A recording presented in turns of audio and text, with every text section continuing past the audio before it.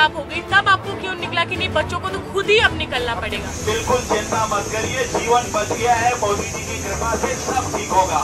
भारत माता की, भारत माता की, माननीय मोदी जी जिंदाबाद, माननीय मोदी जी।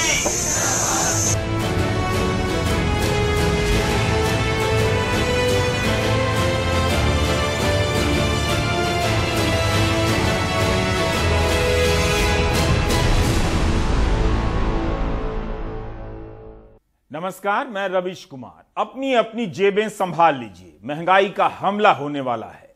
ऐसा नहीं था कि महंगाई चली गई थी, लेकिन जिस स्तर पर छिपकर आपकी जेबों को कुतर रही थी, अब वो जेबों से निकलकर पूरे कुर्ते को चट करने वाली है।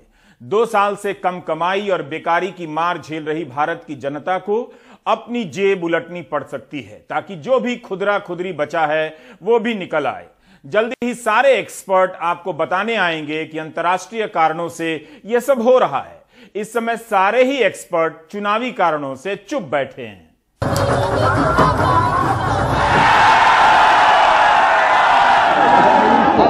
लेकिन यूपी की चुनावी सभाओं में अखिलेश यादव कहने लगे हैं कि चुनाव के बाद पेट्रोल के दाम 200 रुपए लीटर होने वाले हैं।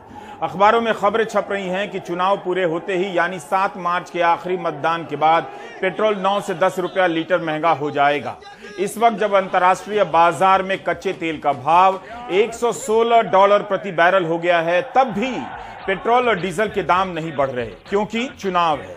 इस वक्त कंपनियां भी चुप हैं। 7 मार्च के बाद सब अंतर्राष्ट्रीय कारण जपने लगेंगे।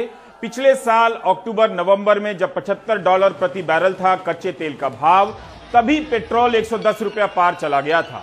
अभी भी कई शहरों के लिए 95 से 109 रुपया है, लेकिन चुनाव नहीं होता और कच्चे तेल का भाव $116 प्रति बैरल होता, तब पेट्रोल का दाम कितना होता? सोचिए और पूछिए, प्रधानमंत्री ही बता सकते हैं। यूपी चुनाव का शुक्रिया अदा कीजिए।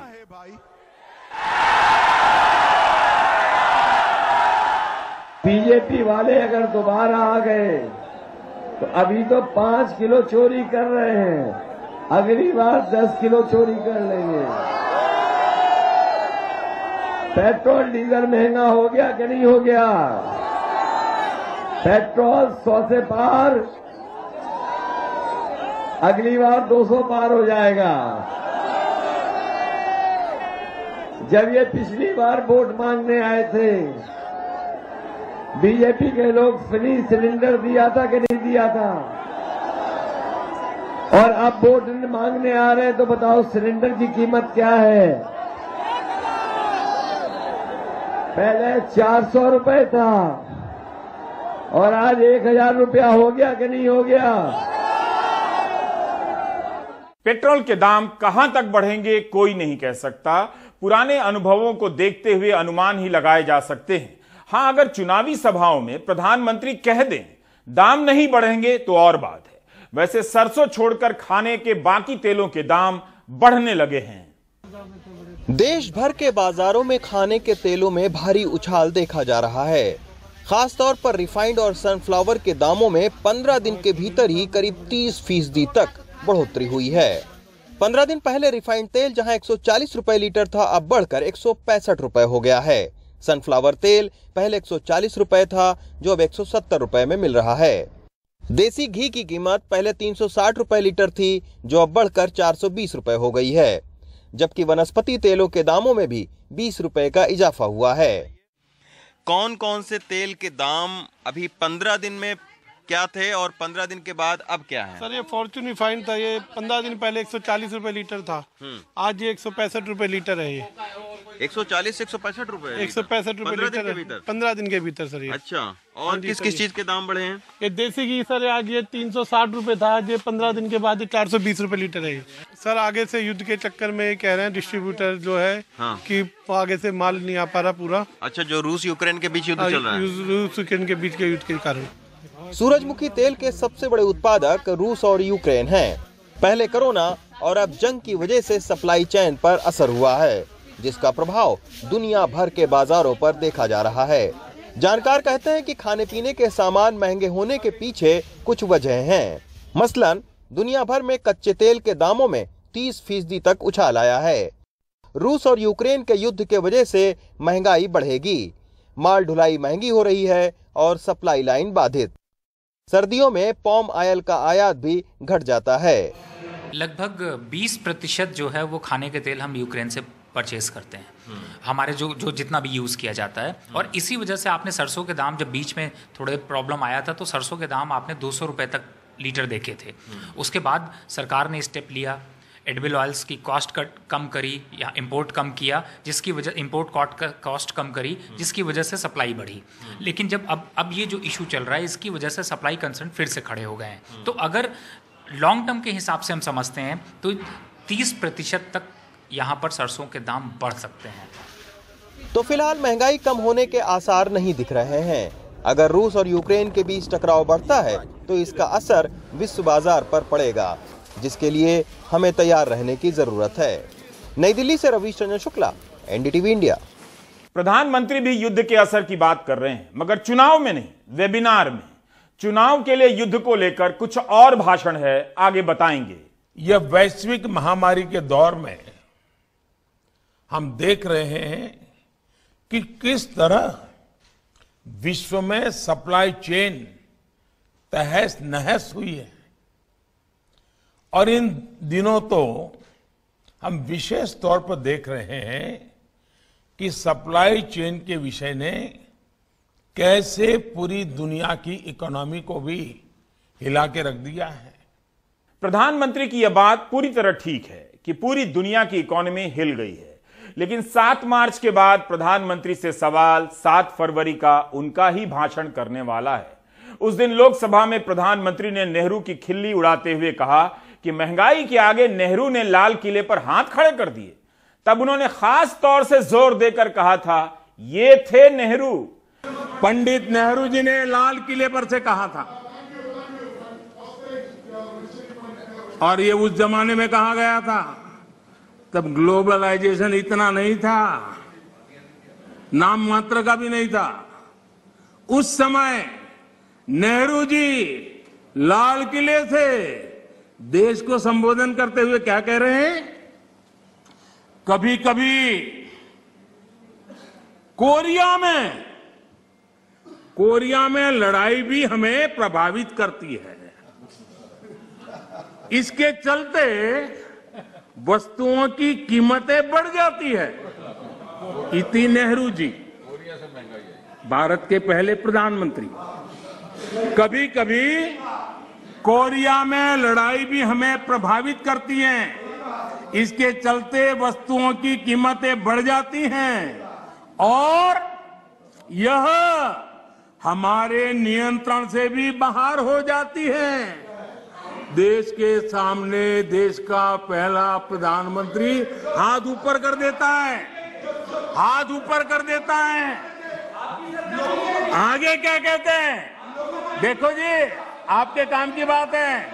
आगे कहते हैं, पंडित नेहरू जी आगे कहते हैं,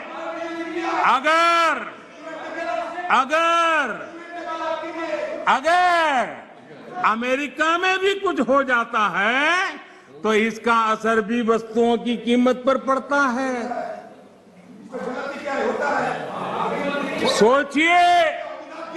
सोचिए तब महंगाई की समस्या कितनी गंभीर थी कि नेहरू जी को लाल किले से देश के सामने हाथ ऊपर करने पड़े थे। प्रधानमंत्री का भाषण ही प्रधानमंत्री के भाषण से सवाल कर रहा है, क्योंकि जिन्हें सवाल करना है वो जय जयकार कर रहे हैं। 24 फरवरी को रूस ने जब यूक्रेन पर हमला बोला, तब गोदी मीडिया के स्क्रीन पर मिसाइलों से लेकर टैंकों का एनिमेशन बन गया। गोदी मीडिया तो पुतिन के सीक्रेट प्लान के बारे में फ्लैश करने लगा। हजारों भारतीय यूक्रेन में फंसे थे, उस प्लान के नीचे आने वाले थे, बस इसका पता नहीं था। 7 मार्च के बाद जब पेट्रोल महंगा होगा, तब पुतिन का प्लान बताने वाला गोदी मीडिया, पुतिन को पावरफुल बताने वाला गोदी मीडिया क्या करेगा? उस समय जब आपका चेहरा सुर्ख होने लगेगा, तब गोदी मीडिया की सुर्खियों को याद कर लीजिएगा। हम याद दिला रहे हैं। पुतिन की ताकत से बाइडेन को भी लगता है डर। रूस जानता है अमेरिका की हर कमजोरी, पुतिन की परमाणु शक्ति से बेबस पड़े बाइडन, यूक्रेन में पुतिन का ऑपरेशन डोनबास एक्टिव, भारत का ये एहसान नहीं भूलेंगे पुतिन, पीएम मोदी ने आखिरकार निभा दी दोस्ती, क्या राष्ट्रपति की कॉमेडी ने यूक्रेन को ट्रेजेडी में धकेल दिया, बम के अंदर बारूद नहीं पुतिन की चेतावनी छिपी थी, पुतिन से बड़े बड़े डर रहे हैं, रसिया के सामने जो आएगा वो जान से जाएगा। गोदी मीडिया की इन करतूतों से दुनिया भर में भारत की मीडिया का मजाक उड़ रहा है। मजे लेती ऐसी हेडलाइनों को हिंदी का दर्शक समाज भकुआ कर देखने लगा। जिस तरह से पुतिन को परोसा गया उससे जनता को लगा कि नेता तो ऐसा ही होना चाहिए। अब वैसे ही नेता के चलते आप पेट्रोल पंप पर होली दिवाली मनाने जा रहे हैं।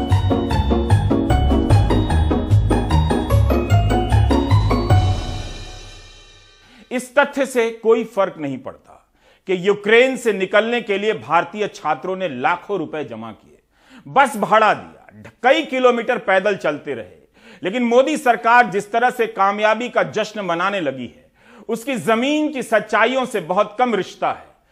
पीयूष गोयल ने यह कार्टून ट्वीट किया है। इसमें प्रधानमंत्री को एक पतली सी नहर के बीच में खड़ा दिखाया गया है, क्योंकि मां गंगा तो इतनी पतली हो नहीं सकती। प्रधानमंत्री ने अपनी बाहों को फैलाकर पुल बना दिया है जिस पर चढ़कर भारत के छात्र यूक्रेन से रोमानिया आ रहे हैं, पोलैंड जा रहे हैं। यूक्रेन में गंगा नहीं है, लेकिन ऑपरेशन का नाम तो ऑपरेशन गंगा है। गंगा नहर की शक्ल में है, यहां पतली सी नहर की शक्ल में। कार्टूनिस्ट को पूरी छूट है कि वह कैसे भी चित्रण करे, लेकिन जब एक मंत्री इसे ट्वीट करते हैं तब वह सरकार के दावों का प्रतिनिधि बन जाता है। फिर सवाल उठ सकता है कि क्या इसके जरिए जो तथ्य गढ़ा जा रहा है उसका संबंध जमीन के हालात से है। इसमें लगता है कि सारे कष्ट प्रधानमंत्री ने उठाए, छात्रों ने बस पुल पार किया। ये तंबू रोमानिया की सीमा के भीतर लगे हैं। यहां -4 डिग्री सेल्सियस से लेकर -8 डिग्री सेल्सियस तापमान है। दिनप्रो से 28 घंटे की यात्रा कर प्राची और उनके साथी यहां 1 मार्च को पहुंचे। बस के किराए के लिए हर छात्र ने अपनी जेब से 15,000 रुपए दिए। 3 मार्च को प्राची ने बताया कि भारत के लिए फ्लाइट मिलने में 2 से 3 दिन लग सकते हैं। तब तक इस हालात में छात्रों को यहां रहना है। एक तंबू में 6 छात्र हैं और एक ही हीटर है। ठंड भयंकर। यहाँ से सर आप लोग देख सकते हैं ये अटैच भी नहीं है प्रॉपरली, और यहाँ से बीच बीच में हवा आ रही है।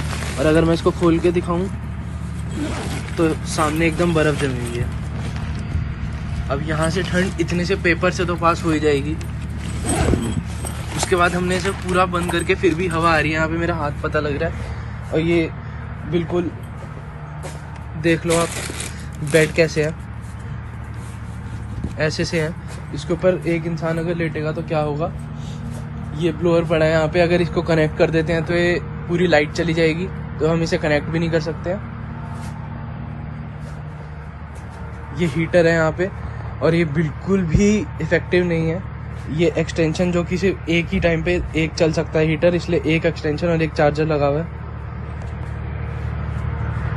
सर और यहाँ पर आप देख सकते हैं कि यहाँ पे कितनी तेज हवा आ रही है। इससे पता चल रहा है ये हिल रहा है। अंदर यहाँ पे जिनके भी बेड हैं उसके थ्रू यहाँ से बहुत ज़्यादा ठंड आ रही है। हमारे ग्रुप में तो एक साइनस भी है, एक इंसान को, उसको भी तकलीफ हो रही है। हम लोगों ने काफ़ी NGOs पर कांटेक्ट करने की कोशिश की, पर 7 कंबल है यहाँ पे, 7 कंबल, तब भी जाके हमें कुछ नहीं हुआ। नहीं होने के कारण वो भी नहीं हो पा रहे हैं हम लोगों से, और हेल्पलाइन में कॉल लग नहीं रही है, वो लोग कॉल नहीं उठा रहे हैं। और खाने में सिर्फ खाने में आपको दिखा देता हूँ, ये है वॉफल्स टाइप। रोमानिया से ही एक छात्रा भारत पहुंची तो उसने वहां का हाल बताया, और यह भी कि रोमानिया की सीमा तक पहुंचना कितना मुश्किल था। वहाँ पे जैसे कि हम ओडेसा, जहाँ पे आप जानते हो कि सबसे पहला अटैक शुरू हुआ था वहाँ के नेवल बेस पे, हम वहाँ से आ रहे हैं। वहाँ पे कर्फ्यू रात में तो वैसे लगा ही होता था, बट दिन में पूरे टाइम आर्मी, एक्सप्लोजन्स, मतलब शेलिंग सब कुछ होते रहती थी। हम अभी यहाँ आए जिसको बोला जा रहा है इवैक्यूएशन। आई डोंट नो यहाँ पे सब में से अग्री करेंगे इस बात पे, इसको इवैक्यूएशन का नाम दिया गया है। पर आप एक बात बताइए, जो कंट्री ऑलरेडी सेफ थी रोमानिया, वहाँ से आप हमें फ्लाइट से यहाँ लेकर आए, आप इसको इवैक्यूएशन कैसे बोल रहे हो।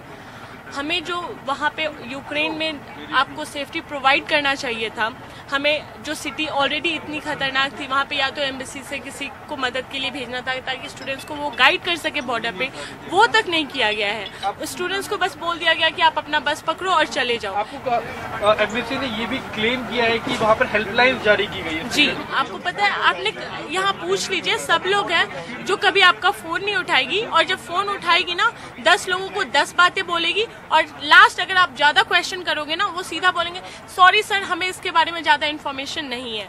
आज आप बोल रहे हो, आपने एडवाइजरी देखा होगा, कल बोला गया था कि आप किसी भी हाल में निकलो, चाहे कुछ भी हो जाए निकलो। सर लास्ट मोमेंट आपने ये बातें क्यों बोली?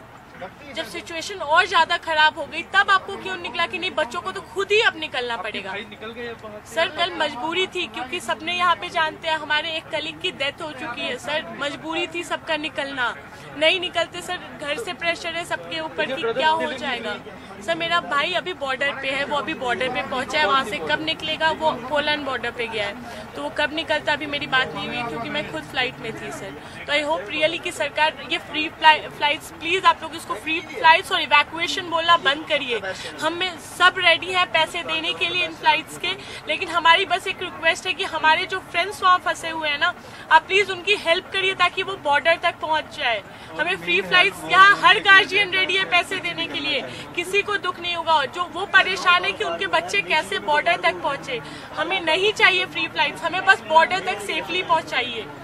जो खुद से निकल कर आए हैं उन्हें सरकार निकालना कह रही है।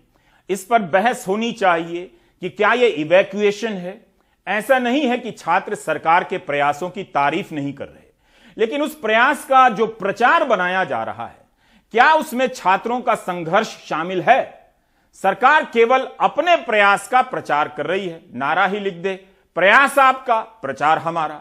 जबकि ये छात्र बस के किराए के लिए लाखों रुपए देकर यूक्रेन की सीमा पर पहुंचे हैं, वहां भी कई किलोमीटर पैदल चले हैं, तब पार कर पोलैंड, रोमानिया और हंगरी पहुंचे, तब जाकर सरकार उन देशों से भारतीय छात्रों को भारत ला रही है। हजारों मां बाप ने देखा होगा कि प्रचार और वास्तविकता में क्या अंतर है। बाढ़ में आप खुद से तैरकर किनारे आ जाएं और किनारे पर पहुंचने के बाद सरकार आपको गले लगा ले और कहे कि उसी ने बचाया है, तो तैराक का चेहरा देखा जाना चाहिए। यूपी के चुनाव में यूक्रेन का जिक्र आने लगा है। आज दुनिया में जो हालात बने हैं वो आप देख रहे हैं।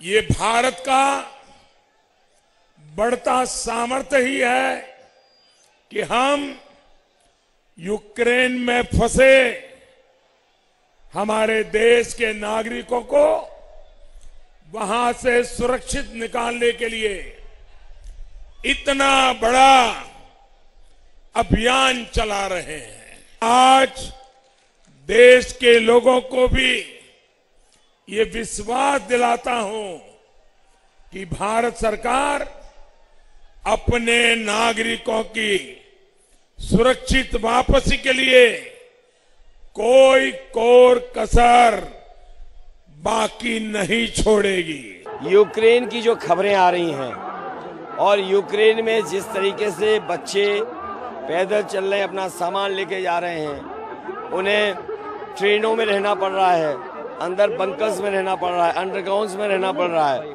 न खाने के लिए है न पीने के लिए है। और एम्बेसी को जो मदद करनी चाहिए थी, एम्बेसी नहीं मदद कर रही है।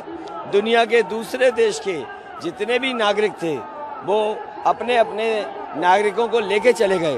भारत सरकार क्या सो रही थी? भारत सरकार ये कहती है कि दुनिया में उनका डंका बजता है, तो आखिरकार जो भारत सरकार दुनिया में डंका बजाने की बात कर रहे थे, बच्चे अभी क्यों फंसे हुए हैं? कल ही विदेश मंत्रालय के प्रवक्ता ने कहा कि खार्किव में जो छात्र हैं वो शहर छोड़ दें, बस ट्रेन ना मिले तो पैदल ही चल दें। क्या यह निकालना हुआ? खार्किव से बड़ी संख्या में छात्र लीव पहुंचे हैं और वहां से रोमानिया और हंगरी की सीमाओं तक, लेकिन लीव में ही कई सौ छात्र अटके हैं। लीव से हमें आज दोपहर तक वीडियो मिलते रहे कि वहां गोलियां चल रही हैं, बम गिर रहे हैं। एक एक बंकर में काफी संख्या में छात्र दिखाई देते हैं। यह वीडियो 2 मार्च का है जो हम दिखाएंगे। विराज जब खाने की तलाश में बाहर निकले तो हॉस्टल की खिड़की से उन्हें यह सब नजर आया।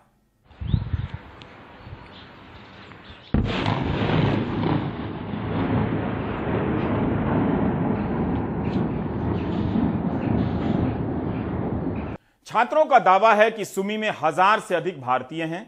शहर के बीच में फंसे होने के कारण इनके लिए निकलना मुश्किल है।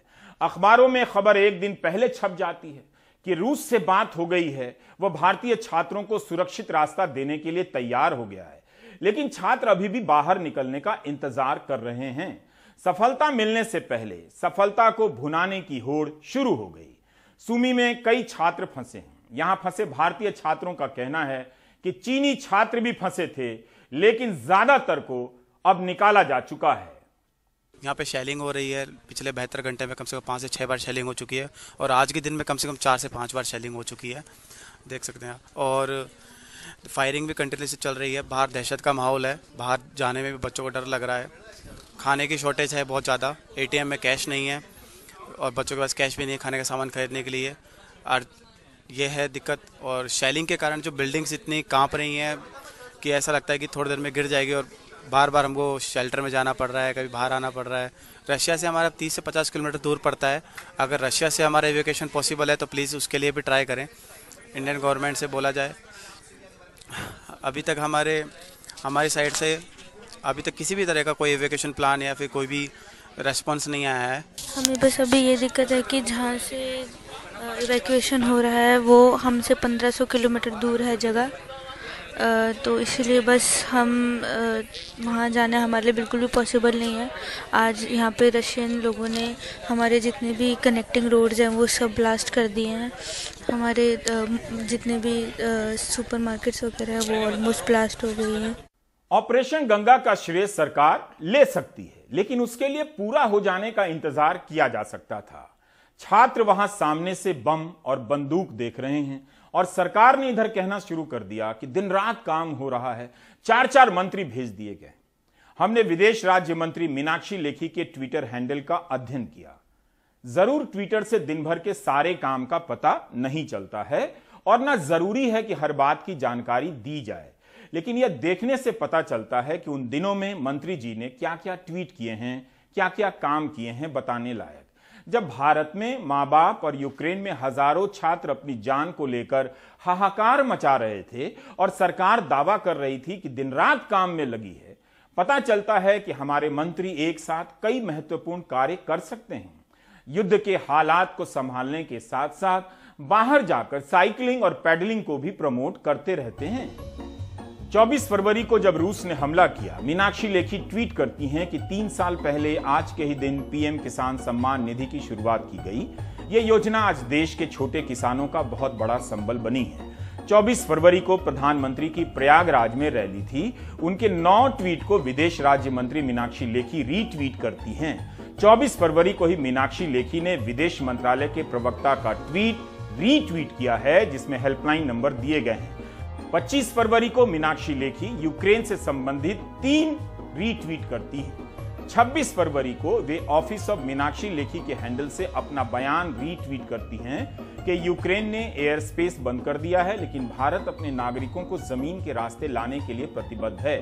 उसी 26 फरवरी को वे यहां भी हैं। आजादी के अमृत महोत्सव के उपलक्ष्य में राजदूतों के साथ साइकिलिंग और पैडलिंग को प्रमोट करते हुए, ताकि पर्यावरण और स्वास्थ्य को बढ़ावा मिले। 26 फरवरी को ही 4:40 पर दिल्ली के CR पार्क में विभिन्न सार्वजनिक सुविधाओं जैसे फुटपाथ, पार्क, गजेबो एवं रोड का उद्घाटन करती हैं और इसकी जानकारी ट्वीट से देती हैं। लोगों का असीमित प्रेम देख मन प्रफुल्लित हुआ, लिखती हैं। हजारों माँ बाप और यूक्रेन में फंसे भारतीय छात्रों का मन डूब रहा था, लेकिन विदेश राज्य मंत्री जी का मन लोगों का असीमित प्रेम देख प्रफुल्लित हो रहा था।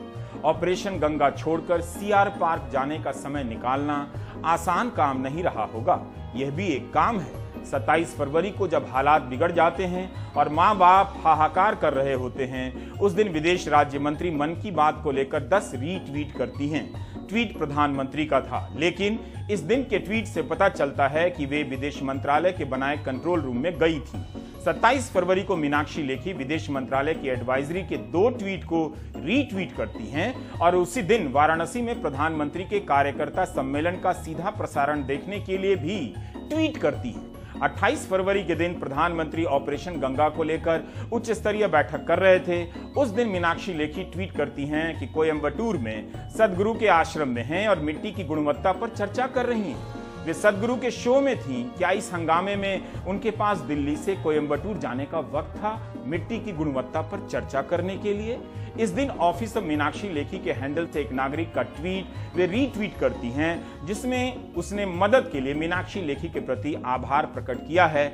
मदद का संबंध यूक्रेन से ही है। 1 मार्च को ऑफिस ऑफ मीनाक्षी लेखी से ट्वीट होता है कि विदेश राज्य मंत्री ने दिल्ली में अमृत महोत्सव के तहत सांस्कृतिक संध्या का उद्घाटन किया।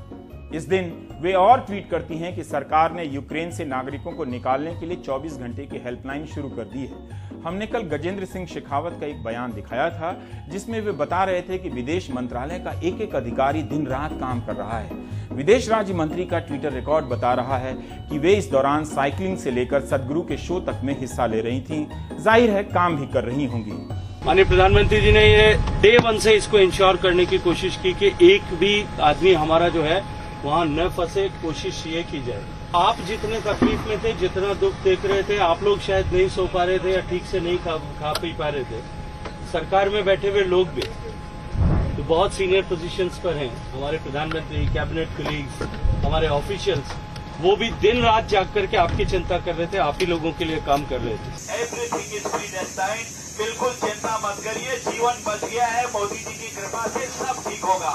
भारत माता की जय, भारत माता की जय, माननीय मोदी जी जिंदाबाद, माननीय मोदी जी, भारत माता की जय। तो आपने देखा, यह विमान तो सेना का लगता है।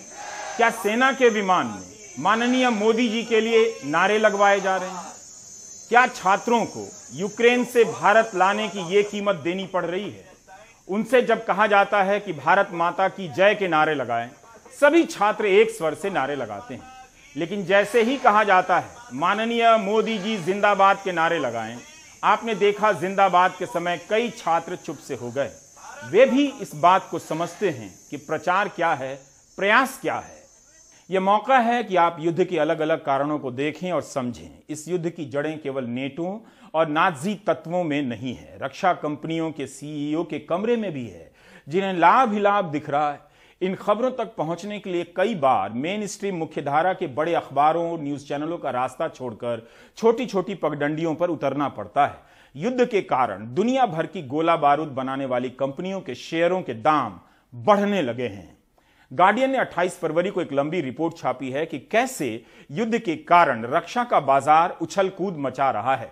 जर्मनी ने यूक्रेन को स्टिंगर मिसाइल देने का ऐलान किया। इसके बाद रेडियन कंपनी का शेयर एक हफ्ते से भी कम समय में 10% से ज्यादा बढ़ गया।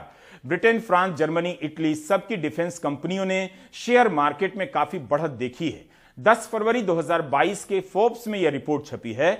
अमेरिका की हथियार बनाने की कंपनी रेडियन टेक्नोलॉजी के सीईओ ग्रेगरी हेस का बयान छपा है। सीईओ तो हर तरह के युद्ध का हवाला देते हुए गदगद हुए जा रहे हैं कि पूर्वी यूरोप से लेकर दक्षिणी चीन सागर तक के इलाके में तनाव की स्थिति बनी हुई है। इस कारण कंपनी को मुनाफे की पूरी उम्मीद है।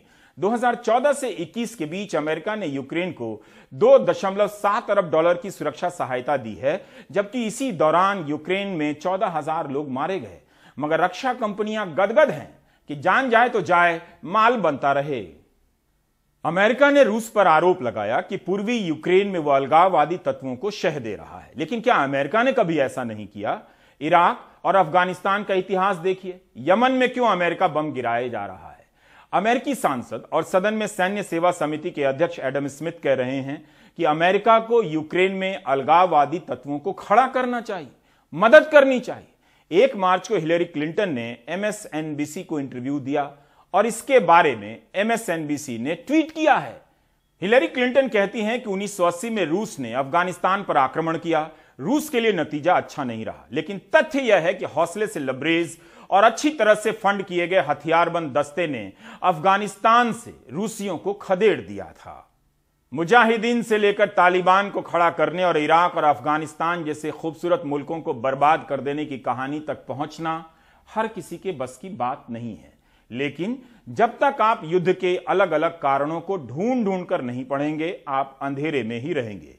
भारत के स्टैंड को लेकर बहस हो रही है, लेकिन क्या इस खेल में भारत अमेरिका के साथ खड़ा हो सकता था, जिस पर आरोप है कि उसने नेटो का विस्तार ना करने का रूस से वादा तोड़ दिया? नेटो के विस्तार के नाम पर युद्ध का माहौल बनने दिया, अमेरिका पर यूक्रेन में नाजी तत्वों को बढ़ावा देने और यूक्रेन के आंतरिक चुनाव में हस्तक्षेप के आरोप हैं।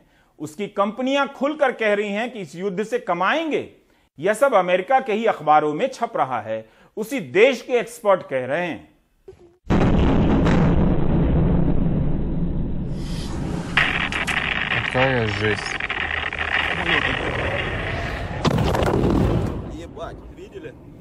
पर जो रूस कर रहा है वह भी पूरी तरह से गलत है। यूक्रेन को तबाह कर रूस क्या हासिल करना चाहता है? क्या ये सारे हालात बदल जाएंगे?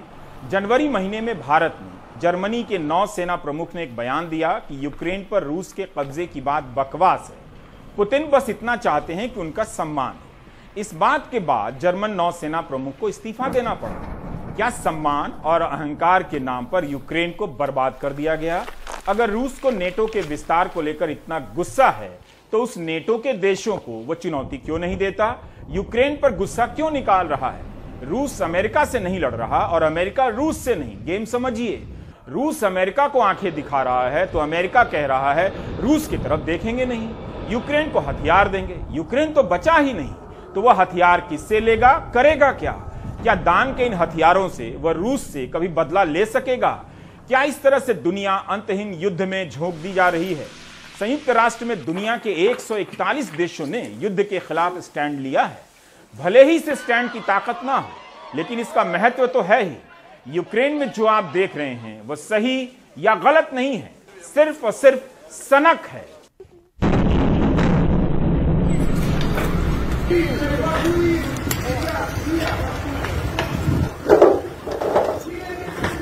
यूक्रेन की तबाही की कीमत बहुत बड़ी है। युद्ध कहीं भी होगा, कीमत आप चुकाएंगे। जल्दी ही पेट्रोल भराने जाएंगे।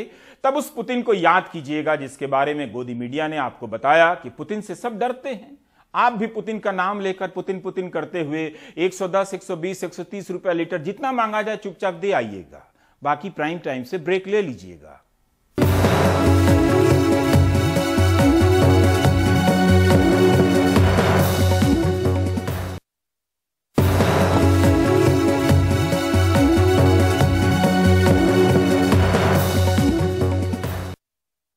प्रचार के चक्कर में अजब गजब की कहानी हो जा रही है। अनुराग द्वारी की यह रिपोर्ट देखिए, पता चलेगा कि भारतीय छात्रों का दुख कितना पीछे छूट गया है। नमस्ते, मैं पूर्व मंत्री हूँ यहाँ पे मध्य प्रदेश से। आपको बहुत बहुत धन्यवाद, आप बच्चों का ध्यान रख रहे हो। आपका बहुत बहुत धन्यवाद। आप हाँ ठीक है। अरे मैं उनको धन्यवाद दे रही थी कि बच्चों का आप ध्यान रख रहे हो करके। हाँ। और चिंता नहीं करना है ना बेटा, आ जाओगे आप लोग सब, है ना। मध्य प्रदेश की पूर्व मंत्री और बीजेपी नेता रंजना बघेल के इस वीडियो कॉल को लेकर कांग्रेस ने सवाल उठाए हैं। अब पूर्व मंत्री रंजना बघेल का एक वीडियो सामने आया है। विपक्ष का कहना है कि बघेल यूक्रेन में फंसे छात्रों से नहीं बल्कि एक स्थानीय पत्रकार और थानेदार से बतिया रही थी। रंजना बघेल सफाई में कह रही हैं कांग्रेस आईटी सेल ने गलत वीडियो वायरल किया है। गंधवानी का कोई आईटी सेल का कांग्रेस का है, वो बायोडीजल में अवैध धंधा करता है, वो ढाबे वाबे चलाता है, अवैध दारू का धंधा करता है। अब उसने पता नहीं कहाँ से किसने डाले। मैं हरिओम चोयल से बात कर रही थी और एकदम फोन की कि दीदी ये सैनिक हमारी रक्षा करे तो आप धन्यवाद दे दो, ऐसा बोले और वो फ़ोन कट गया। फिर दोबारा 4-5 कॉल आए। कॉल आने के बाद फिर फिर हरिओम मालवीय का आ गया, वीडियो कॉल उससे हो गया। तो वीडियो कॉल हुआ तो वो वहीं पर थे, थाने में थे, और वहाँ पे जो लोकल के जो पुलिस है उनसे उसने बात की। तो मैंने और उनको कह दिया कि आप हमारे बच्चों का ध्यान रख रहे हो, आपको बहुत बहुत धन्यवाद। मुझे बिल्कुल ध्यान नहीं रहा। फिर बाद में ये किसी ने वीडियो वायरल कर दिया। अब वीडियो मैंने तो वायरल नहीं किया, ना मैंने डाला है। ये वही व्यक्ति है जिसने रंजना बघेल द्वारा वीडियो कॉलिंग पर चर्चा की गई थी और उसमें बघेल की बात गंधवानी के पत्रकार हरिओम और मनावर के थानेदार नीरज बिरथरे से हुई। कांग्रेस को इस पर चुटकी लेने का मौका मिला है। किस प्रकार ये जनता को मूर्ख बना रहे हैं। एक पत्रकार से बात कर रहे हैं, उसे यूक्रेन का बच्चा बता रहे हैं। जिसको धन्यवाद दे रहे हैं वो मनावर में पदस्ट्री आई और बता रहे हैं कि हम यूक्रेन में धन्यवाद दे रहे हैं। तो इस प्रकार के झूठ फैलाना भाजपा का काम है, झूठी राजनीति भाजपा करती है। हालांकि हरिओम भी कह रहे हैं गफलत में उन्हें कॉल लगा, उन्हें आवाज भी सुनाई नहीं दे रही थी। उसमें वीडियो में दीदी बोल रहे थे, लेकिन जो वीडियो कॉलिंग हो रही थी उसमें हमें कुछ आवाज़ नहीं आ रही थी। दूसरा, दीदी से मेरी फिर बाद में बात हुई थी कि वो वीडियो जो कॉलिंग की थी वो हरिओम चोयल को की थी दीदी ने, वो गलतीवश हरिओम मालविया को हो गई थी और वो वीडियो कॉलिंग फिर वो वीडियो पता नहीं वो दीदी का वीडियो किसी ने वायरल कर दिया है। वो दीदी ने हरिओम चोयल से भी बात की, लगातार उनसे मॉनिटरिंग की दीदी ने, और हरिओम चोयल के अंकल जो है सोहन काग, उन्होंने भी दीदी को उनके नंबर दिए थे। सिंधिया जी से उनकी दीदी की बात हुई हरिओम चोयल को, और वो लोग भी आ रहे हैं यूक्रेन से, तो वो मामला था। इसमें दीदी का कोई गलती नहीं। बहरहाल इससे पहले गृह मंत्री नरोत्तम मिश्र ने जिन 2 बच्चों से वीडियो कॉल पर बात की थी वो यूक्रेन की सीमा पार कर चुके हैं, ऐसा सरकार का दावा है। सुची और शिवानी, उनके परिवार में भी बात करने पर उन्होंने बताया है कि वो दोनों भी यूक्रेन से सीमा क्रॉस कर चुकी हैं। अभी तक जो जानकारी मिली है उसके मुताबिक मध्य प्रदेश के 454 छात्र यूक्रेन में फंसे हैं, जिसमें से 225 देश लौट चुके हैं। पुलिस प्रशासन बाकी के परिजनों से संपर्क में है। ऑपरेशन गंगा अभी शुरू ही हुआ है। बच्चे फंसे हैं, अभिभावक फिक्रमंद हैं, देश फिक्रमंद है, लेकिन श्रेय लेने की होड़ और राजनीति बदस्तूर जारी है। धार से अमीन शाह और भोपाल से कैमरा पर्सन रिजवान खान के साथ अनुराग द्वारी, NDTV इंडिया।